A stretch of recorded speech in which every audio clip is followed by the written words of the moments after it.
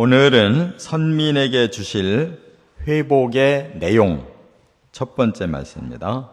선민에게 주실 회복의 내용 첫 번째 말씀. 지금 계속 선민에게 이제 회복을 주겠다는 예언이 계속 오고 있는데, 그것은 역으로 말하면 지금 망할 날이 바로 임박했다는 뜻이에요. 그러나 하나님은 예레미야를 통해서 지금 망하는 것에만 초점 맞추면 사람이 절망하고 스스로 죽음을 먼저 느끼게 되잖아요. 그래서 하나님이 아주 망하게 하는 것이 아니기 때문에 이것은 징벌이다. 그 후에는 회복이 오는 것이다. 그렇다면 참고 소망을 가지고 기다려야 되잖아요. 그래서 항상 하나님의 말씀은 오늘 당장의 문제가 아니라 내일의 문제, 미래의 문제를 강하게 말씀하셔서 우리로 하여금 현실을 극복하도록 이렇게 희망을 주시는 말씀을 하고 계신 거예요. 지금 회복의 말씀을 계속 반복해서 하시는데 내용이 조금씩 달라요. 그것은 이제 점점 더 구체적으로 내용을 말씀하고 있는 겁니다. 그래서 오늘 말씀과 이제 내일 31장으로 넘어가서 또 그 회복이 이어지고 있는데, 둘 다 내용을 말씀하는 거예요. 뭐가 회복돼야 되느냐, 우리에게 중요한 회복이 뭐여야 되느냐 하는 걸 깨달을 수가 있어요. 첫째는 4절부터 11절까지는 평안의 회복.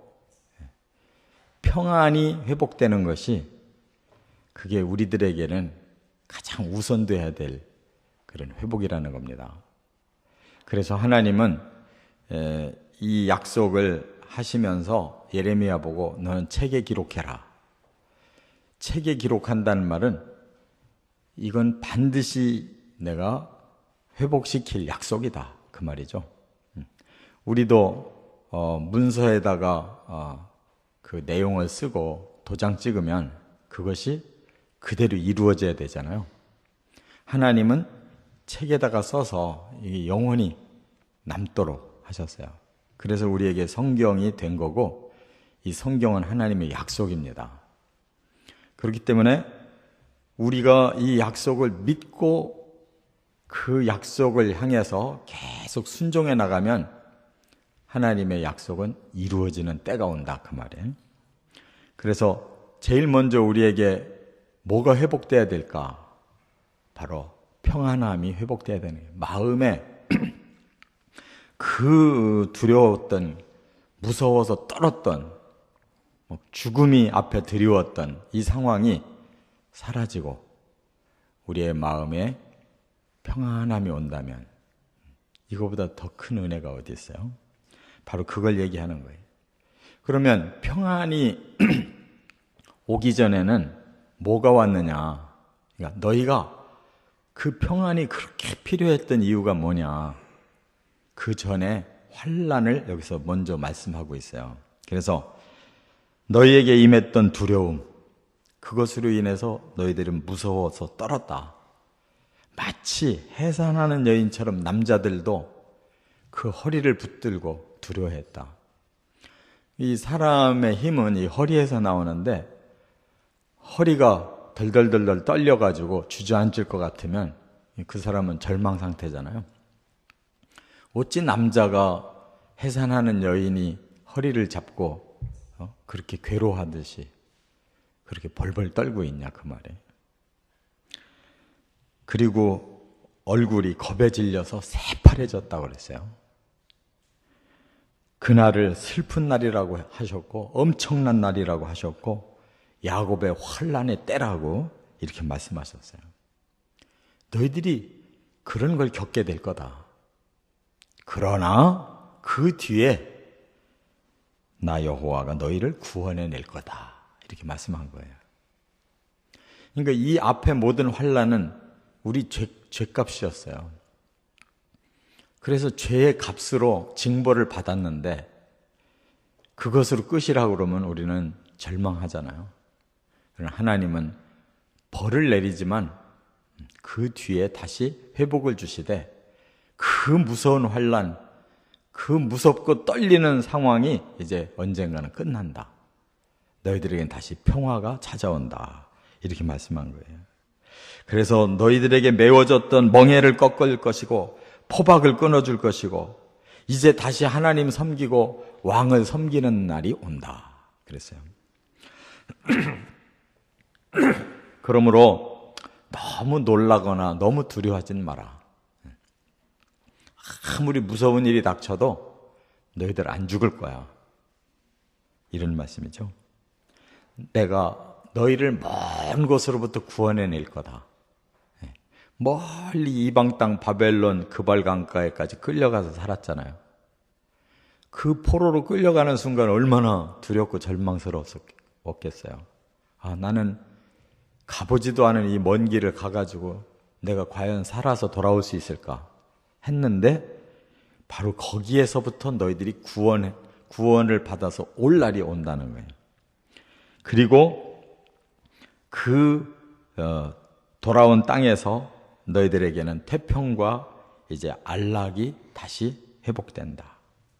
너희들을 두렵게 할 자가 없게 된다. 왜? 하나님이 함께하기 때문에 그랬어요.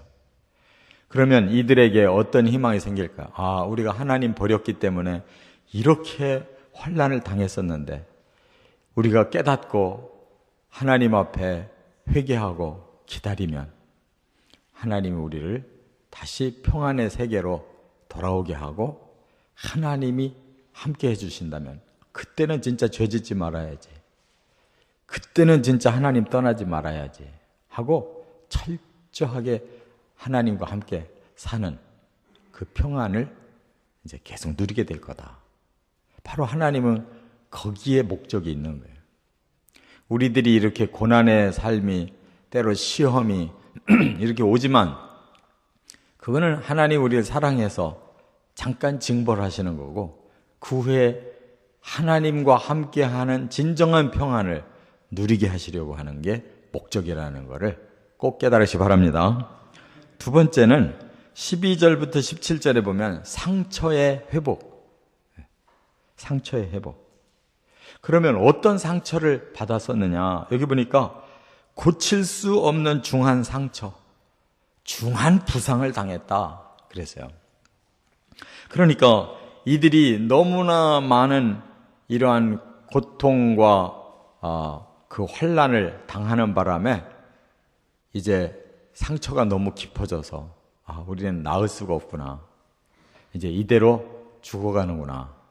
그걸 느꼈었다는 거죠. 사람이 병에 걸렸든지 어떤 사고가 생겼든지 또 마음에 어떤 깊은 상처가 생겼든지 이게 너무 크면 사람은 이제 절망하게 되잖아요. 이게 안 낫는구나. 이 병이라는 거는 이렇게 아프다가도 조금 나아지고 또 더 심한 것 같다가도 조금 더 나아지고 그래서 점점 이렇게 회복이 되면 희망이 생기는데 오히려 한 번씩 점점 더 깊이 떨어질 때가 있잖아요. 그러면 이게 살지를 못하고 죽는가 보구나. 내가 지금 이렇게 아픈 강도가 점점 세지고 깊어지는 거 보니까 이대로 가면 이제 죽는가 보다. 이러한 그 몸과 마음에 깊은 상처가 생기면 사람은 절망하게 돼요. 그래서 하나님이 뭐라고 말씀했냐면 그때 너희는 약도 없었고 처방도 없었다. 백약이 무효라는 거예요. 약이 있은들 내게 맞는 게 하나도 없고 아무리 용한 의사를 찾아가서 처방을 받은들 그 처방이 내게 듣질 않는다는 거예요. 그래서 하나님이 잔인한 징계를 너희에게 줬었다. 그런 말씀하는 거예요. 그러나 하나님이 왜 그렇게 하셨느냐? 그 고통이 심한 이유는 너희의 악행과 너희의 죄가 허다하게 많았기 때문이다. 그거예요. 그러니까 이건 역으로 말하면 너희들의 죄가 많을수록 나는 얼마나 상처받았는지 모른다. 하나님께 상처를 줬다는 거예요. 그럼에도 불구하고 이제 하나님은 너희의 상처를 이제 해결해 주겠다 하면서 너희들을 잡아먹은 자를 오히려 잡아먹히게 하고 너희들의 원수를 오히려 다른 원수에게 사로잡히게 하고 너희들을 탈취했던 자들이 오히려 탈취를 당하게 하고 너희를 노략했던 자들이 노략을 당하게 하겠다.